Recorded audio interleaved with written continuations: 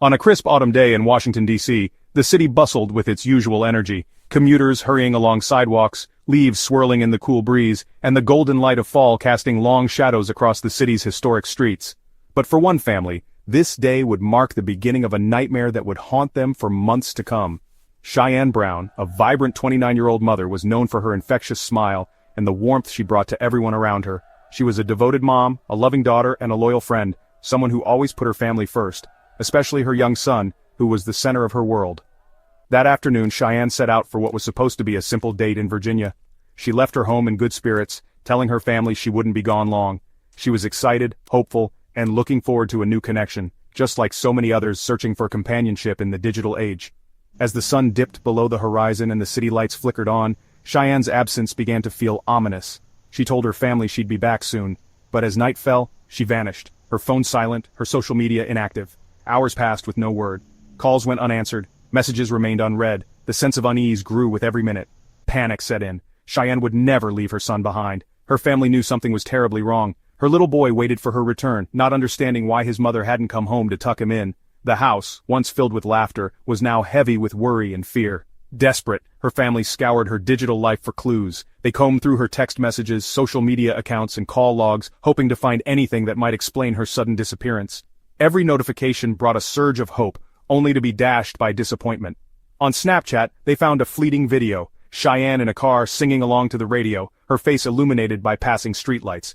In the background, a man's voice could be heard, but his face was never shown. This brief, haunting clip would become the last time she was seen alive, a digital echo of her final moments. Investigators replayed the video, searching for answers. They analyzed every frame, hoping to catch a glimpse of the man with her, or a clue in the background that might reveal where she was headed. The video became a crucial piece of evidence, but it raised more questions than it answered. They traced her phone's pings out of D.C., across the Potomac, into Fairfax County, Virginia. The digital trail painted a chilling picture of her final journey, but then, suddenly, the signal stopped. It was as if Cheyenne had vanished into thin air, leaving behind only a trail of unanswered questions. The trail grew cold, but her family clung to hope. They organized search parties, put up missing person posters, and pleaded with the public for any information. Every day without news was agony, but they refused to give up on Cheyenne. Detectives knew the pattern. A young woman meets a man online, goes on a date, and disappears.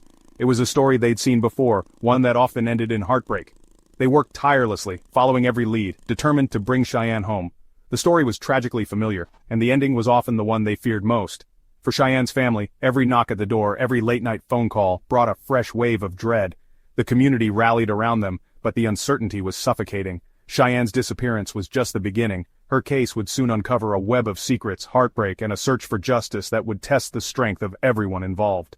The city that had seemed so full of life now held its breath, waiting for answers that seemed just out of reach. The search led to the Moon Inn, a nondescript motel in Fairfax County. Cheyenne's phone had last pinged nearby, but no one remembered seeing her. Weeks passed. The case grew cold, until another woman, Stephanie Harrison, also vanished in the same area. Two missing women, two trails converging. Investigators returned to the Moon Inn, searching deeper into the woods. On December 15, 2021, they found a plastic container and a shopping cart. Inside were the remains of Cheyenne Brown and Stephanie Harrison. Two lives, discarded together. The shopping cart was a strange, chilling detail. Investigators didn't yet realize it was the signature of a killer. The shadow of a predator was growing.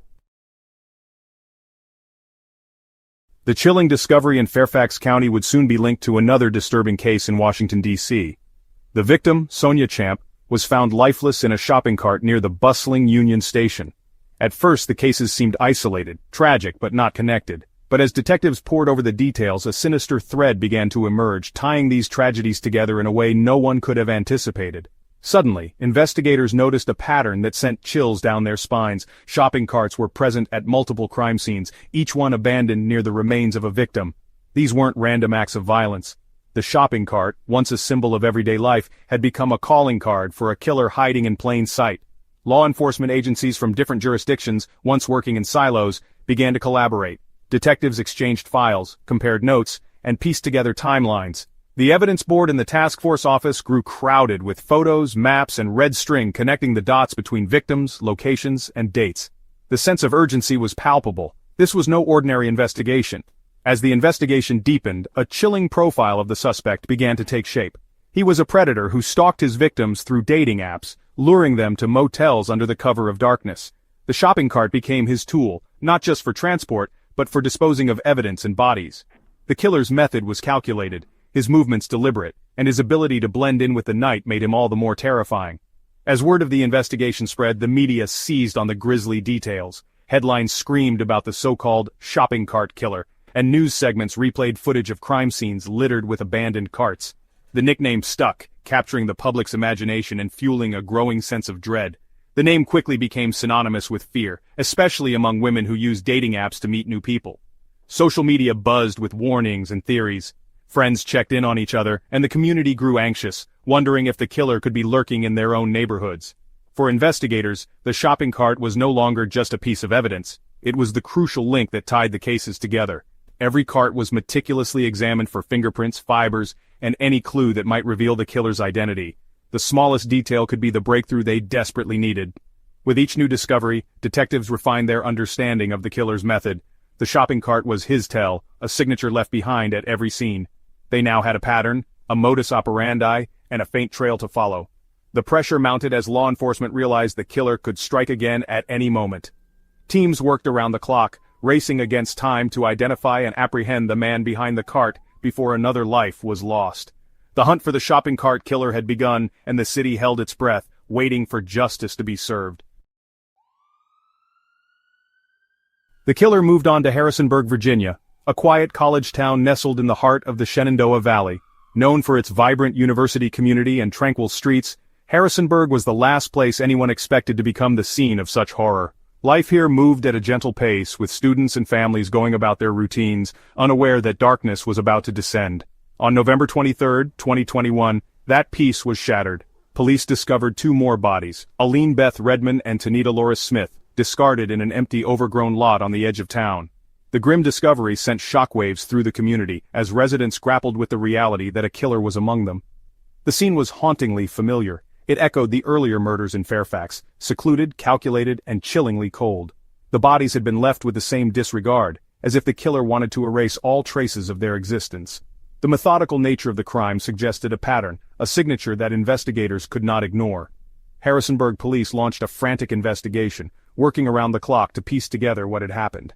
They pulled hours of surveillance footage from nearby businesses, retraced the victim's last known steps, and canvassed the area for witnesses. Every detail mattered, and the pressure to find answers mounted with each passing hour. Both women had been seen with the same man, staying at a local motel just days before their bodies were found. Surveillance footage captured them entering the building together, their faces illuminated briefly by the harsh glow of the security cameras. The man's identity was still a mystery, but his presence was now central to the investigation. As detectives sifted through digital and physical evidence, a clearer picture began to emerge. Phone records, credit card transactions, and witness statements all pointed to one suspect. The pieces were falling into place, but the urgency was palpable. Every moment the killer remained free was a risk to the community. On November 23, police made their move.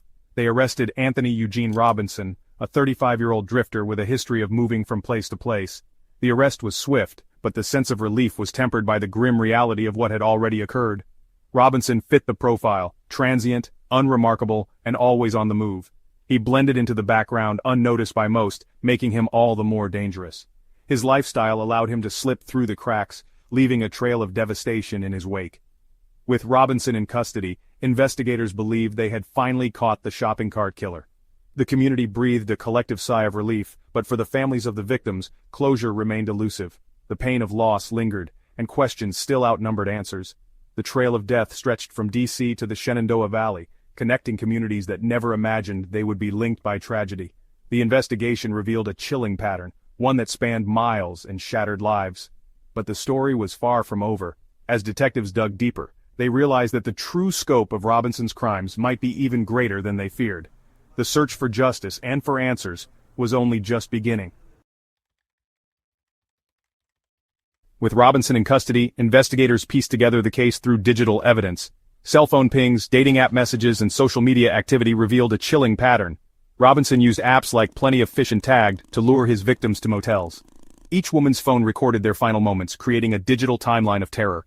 The evidence placed Robinson with each victim, showing a repeated method: lure, meet, kill, dispose. The technology he used to hunt his victims became the key to his capture. The digital breadcrumbs led straight to his jail cell. Anthony Eugene Robinson was a drifter, blending into the background wherever he went. He had a minor criminal history, but nothing that marked him as a serial killer. He exploited dating apps, presenting himself as just another man looking for connection. His method was simple and chilling: meet women in motels, kill them, and use shopping carts to dispose of their bodies. To Robinson, his victims were objects to be discarded. He wasn't a criminal mastermind, just a predator using the tools of modern life to commit ancient evil. His anonymity was his greatest weapon, until it wasn't. With Robinson behind bars, families hoped for swift justice. The case was complex, spanning multiple jurisdictions and relying on digital and forensic evidence. Prosecutors aimed to show a single, continuous crime spree, linking all 5 deaths. The defense fought to limit evidence and ban the term shopping cart killer in court. The trial, originally set for September 2024, was delayed to January 2025 for new evidence and expert testimony. For the families, it was another agonizing wait. Justice remained just out of reach. In September 2024, a breakthrough: Robinson's DNA was found on Sonia Champ's body. This irrefutable evidence tied him directly to her murder. DC authorities secured an arrest warrant, and the prosecution could now present evidence from all 5 cases at trial. The DNA link allowed the jury to see the full scope of Robinson's alleged crimes. The prosecution could finally tell the complete story: a predator who cut a swath of terror across 2 states. For the families, it was validation that Robinson would answer for every life he's accused of taking. The net was closing. As of July 2025, Anthony Robinson awaits trial, and 5 families await justice. The shopping cart killer case is a stark warning about the dangers lurking behind digital connections. The victims were simply seeking companionship, like millions do every day. Their trust was exploited by a predator. The lesson: always share your plans, meet in public, and trust your instincts. The internet offers connection, but also risk. The story of these women is a call for vigilance in the digital age. Their memory urges us to stay safe and never forget.